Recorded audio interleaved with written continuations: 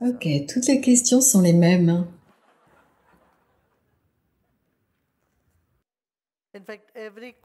En fait, chaque question ne produit qu'une seule réponse quand on entend la réponse. Quand vous entendez la bonne réponse, que dites-vous? Oui, je suis d'accord. Si ce n'est pas la bonne réponse, vous ne pourrez jamais dire oui, je suis d'accord. Vous direz non, non, non, c'est pas la réponse. Mais quand vous entendez la bonne réponse, que dites-vous? Oui, je suis d'accord. Oh, oh, c'est vrai.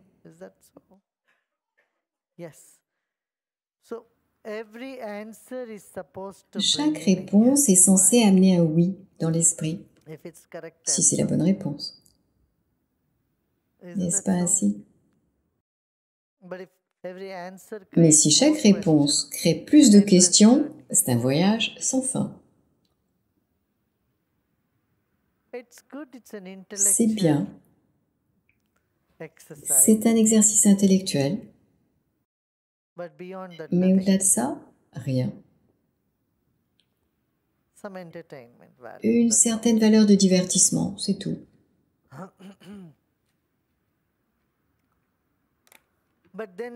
Mais alors, ne devrait-il y avoir pas de questions du tout? Non, non, non, c'est nécessaire.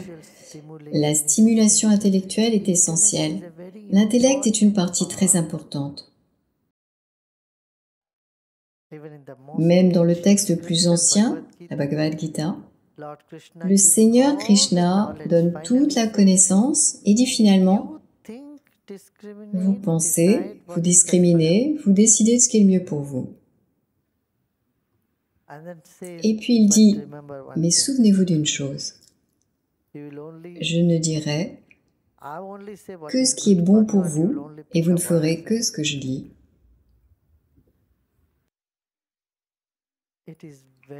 C'est très intéressant. Entre un étudiant et le professeur, le maître, ce dialogue dans la Bhagavad Gita. Chacun devrait la lire au moins une fois dans sa vie.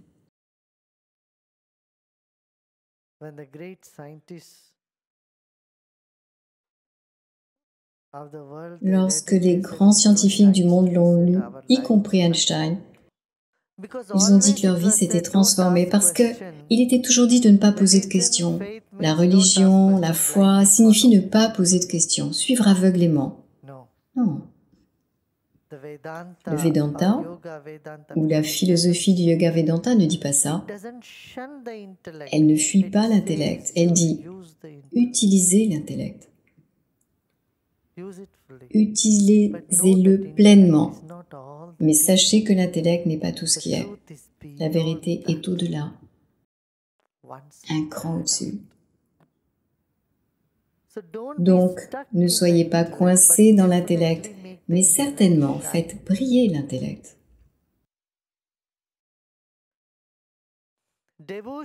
La dévotion et l'amour vont au-delà de l'intellect, tout en comblant l'intellect. Comment pouvons-nous nous débarrasser du mauvais karma? Je ressens tellement d'auto-jugement, comment puis-je apprendre à m'aimer? Merci beaucoup. Le Seigneur Krishna dit dans la Bhagavad Gita, vous ne pouvez pas vous débarrasser de votre propre karma. Je ferai ça pour vous. Vous faites juste votre travail. Ne vous inquiétez pas pour votre mauvais karma. C'est pour ça qu'un gourou est là. Un enseignant est là pour ça. Ne vous souciez pas de nettoyer votre mauvais karma du passé. Ça disparaîtra automatiquement. Lorsque vous vivez avec la connaissance, lorsque vous êtes dans le satsang, quand vous méditez, quand vous faites le Sudarshan Kriya. Pourquoi faites-vous toutes ces choses? Tout cela peut effacer le mauvais karma. Mauvais karma signifie quoi? Les mauvaises impressions dans l'esprit, dans la conscience. Si vous ressentez encore quelque chose, ok, dites « Guruji, je te donne tous ces ennuis maintenant. Je les laisse tomber, prends soin d'eux. » Ok, ça partira. Pourquoi avez-vous tant de compassion? Pourquoi ne vous fâchez-vous pas contre moi, sachant que j'ai commis à plusieurs reprises la même erreur et que je vous ai laissé tomber? Je me dégoûte. Je t'aime, Guruji.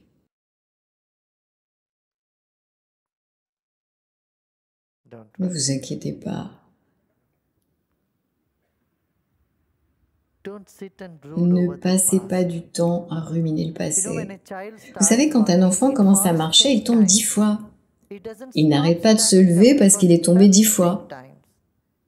Tant qu'il parvient à se lever, il continue à faire un effort. Alors je vous dirais que vous vous débrouillez bien. Continuez à marcher. Au moins, vous avez la douleur de l'erreur. Cela vous empêchera de la faire fréquemment. Savez-vous pourquoi vous commettez des erreurs? Parce que vous en tirez une certaine joie. Vous savez que consommer de la drogue, de l'alcool ou fumer est nuisible à la santé.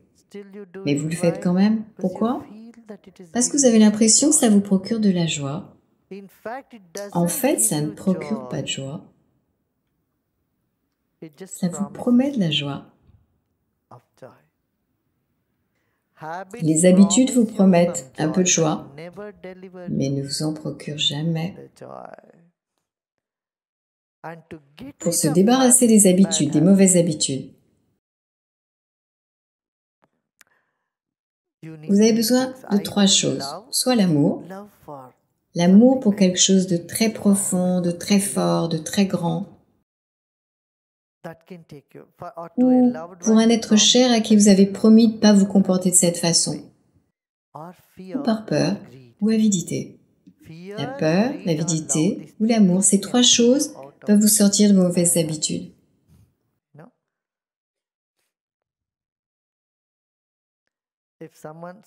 Si un médecin vous dit que si vous prenez de l'alcool, votre foie sera endommagé, vous ne pourrez jamais en prendre, que vous mourrez, vous n'y toucherez pas. Ou si quelqu'un vous promet que si vous ne buvez pas pendant 40 jours, vous obtiendrez $1 million, vous direz « Pourquoi 40 jours? 45 jours, laissez-moi le faire. Pour être du côté sain, je ne veux pas perdre cette chance. » Donc, la cupidité, la peur et l'amour peuvent vous sortir de vos mauvaises habitudes. Quelqu'un m'a dit que je devais avoir le cerveau lavé car je ne vis pas dans la réalité et je vous écoute. Je lui ai répondu qu'il n'y avait rien de mal à ce que je vous écoute parce que je ressens tout ce que vous dites.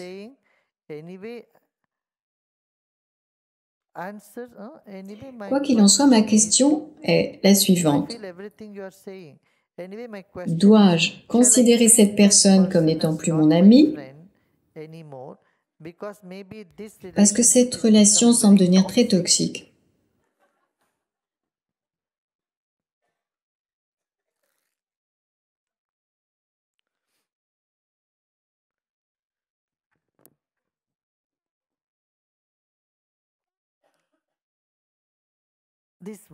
Ce mot, lavage de cerveau, est si drôle pour moi. Vous voulez dire qu'un lavage de cerveau signifie un cerveau propre? Vous voulez avoir un cerveau sale? Un cerveau plein de haine, de jalousie, de colère? Je veux un cerveau plein de connaissances, de compassion, de compréhension, d'amour. C'est ça qu'on nous reproche? Qu'est-ce qu'il y a de mal à se laver le cerveau?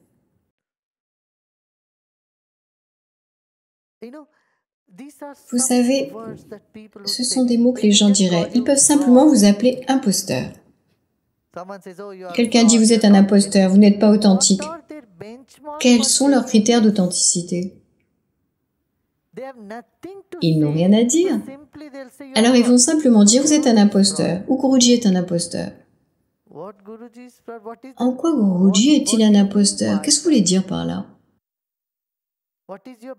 Quel est le critère d'authenticité? Ok, dites-moi. Rien. Ce sont les phrases, lavage de cerveau. Vous n'avez rien à dire. C'est pour éviter la question sur ce qu'est le lavage de cerveau. Demandez aux gens d'être compatissants. Est-ce un lavage de cerveau? Vous demandez d'être libéré du stress, d'avoir une meilleure compréhension de la vie. Est-ce un lavage de cerveau? Voir la vie sous un angle plus large. Est-ce un lavage de cerveau? Vous voyez ce que je veux dire? Les gens classent les choses dans une catégorie pour que vous ne puissiez jamais les remettre en question. Et ce sont quelques-unes de ces phrases. Parce qu'une fois, on vous dit, vous avez subi un lavage de cerveau, vous n'avez plus rien à remettre en question, à confronter ou à dire, parce que c'est déjà étiqueté, mis de côté. De même, on vous dit que vous êtes un imposteur et vous êtes étiqueté et mis de côté. Vous ne posez pas de questions à un imposteur. Une véritable imposture, une imposture à 50 ou à 100%, quel que soit le degré d'imposture. Rien. Vous ne pouvez pas demander. Vous ne pouvez rien dire. Vous pouvez étiqueter les gens comme ça. Il n'est pas sincère. Comment pouvez-vous dire que quelqu'un n'est pas sincère? Vous ne vous connaissez pas vous-même. Vous ne connaissez pas votre propre esprit. Vous jugez, vous mettez des étiquettes sur les autres. Ce n'est pas la bonne chose à faire. Mais en même temps, je dirais, supposons que quelqu'un dans vos relations dise « Vous avez subi un lavage de cerveau ». Juste en écoutant, vous devriez être sourd, n'écoutez personne. Vous voyez ce que je veux dire? C'est très étrange. Donc, le mieux est de ne pas discuter avec eux. Je ne dis pas que vous devez vous couper des gens. Je dis une chose. Acceptez les gens comme ils sont. Donc, vous n'avez pas besoin de convaincre quelqu'un d'autre de tout ce que vous faites. Vous respirez. Est-ce si mal? Est-ce une chose horrible à faire? S'asseoir et respirer longuement et profondément, faire des exercices de respiration et s'asseoir tranquillement dans un coin de votre maison, se détendre, se sentir heureux. Est-ce un péché? Je vous le dis. Il y a tellement de gens mal avisés qui pensent de cette façon. Le yoga est le diable. C'est une chose satanique. Les gens changent sans cesse d'opinion dans leur esprit. Et c'est naturel. Alors ne soyez pas dérangés par ça. Vous comprenez? Vous souriez, vous êtes aimant, vous êtes amical. C'est ce que je vous conseille. Peu importe ce qu'ils sont, quoi qu'ils fassent, ça n'a pas d'importance. Ce qui est important, c'est votre attitude, comment on se sent. Vous voyez? Parfois, vous devez mettre des bouchons d'oreilles pour écouter les gens quand ils parlent négativement, très négatif, négatif. Tout ce que vous ferez sera mauvais pour eux. Il y a des gens comme ça. Vous faites de votre mieux, vous vous donnez à 100%, mais ils trouveront toujours que vous avez tort. C'est leur perception. Quelqu'un qui a la jaunisse, pour lui tout est jaune.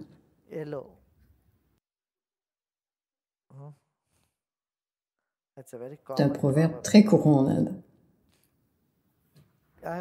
J'ai grandi avec un concept de Dieu dont je n'ai pas eu l'expérience, donc c'est un concept.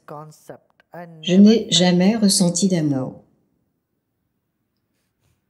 Maintenant, je vous rencontre en personne et à travers toutes ces belles connaissances, j'ai l'impression de rencontrer un Dieu vivant. Mais un Dieu vivant n'est pas un concept. Et c'est ce que j'ai appris est un concept. Et Dieu ne peut pas être vivant. Mon esprit ne comprend pas. Je sais que vous êtes là.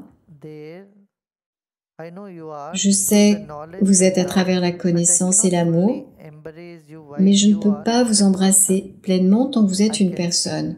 Je peux voir, je peux sentir le divin.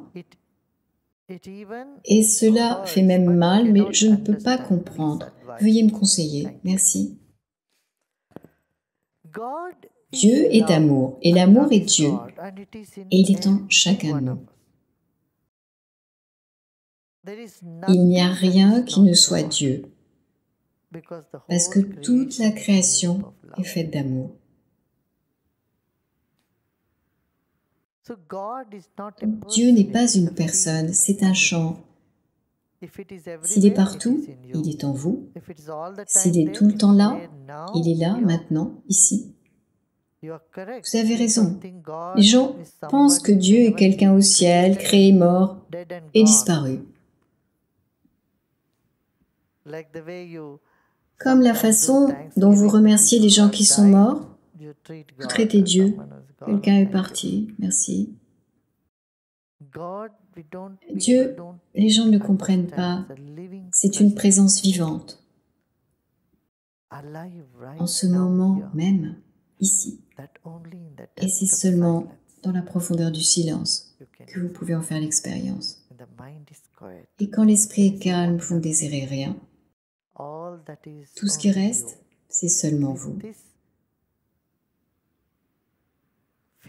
Quand vous vous asseyez avec ce sentiment, cette énergie, ce silence, cet amour, c'est présent. Et c'est maintenant que vous pouvez faire l'expérience. C'est pourquoi lorsque les gens sont allés voir le Seigneur Bouddha, ils lui ont posé des questions sur Dieu, il a dit « Je ne parlerai pas ». Il gardait le silence. Le Seigneur Bouddha n'a jamais parlé de Dieu. Il a dit dans son satsang que c'était une des choses que les gens ne devaient pas lui demander à propos de Dieu. 11 questions étaient interdites. L'une d'entre elles était Dieu. Si vous lui demandez, il ne répondra pas. Car les gens n'en ont que le concept. Ils pensent beaucoup. Ils le connaissent sans le savoir et ensuite ils discutent. Dieu a dit ceci, Dieu a dit cela, Dieu ceci, Dieu cela. Le mieux est de laisser Dieu à lui-même. Il veut une pause. Il veut se reposer un peu. En Inde, Dieu se repose sur un lit de serpent. Heureusement, et la création continue. Donc je dirais, soyez de bons êtres humains. Et de temps en temps, soyez tranquilles et faites l'expérience de la paix intérieure. Vous trouverez le secret des secrets. Les portes s'ouvrent à vous si naturellement. Et ensuite, vous trouvez, oh mon Dieu, c'est ce dont les gens parlaient, c'est ce que l'on trouve dans toutes les Écritures, la Bible, le Coran ou les Védas. Partout, ils disent la même chose. C'est vrai, c'est ici, maintenant, en moi. Cette réalisation arrive. Encore une fois, ne dites pas qu'un jour, une réalisation arrivera. Pour l'instant, soyez en paix. La paix est le premier pas vers Dieu. Ensuite, la joie, le bonheur. Troisièmement, l'amour. Ce sont les 3 étapes vers la maison de Dieu. D'accord? Nous verrons les autres questions plus tard.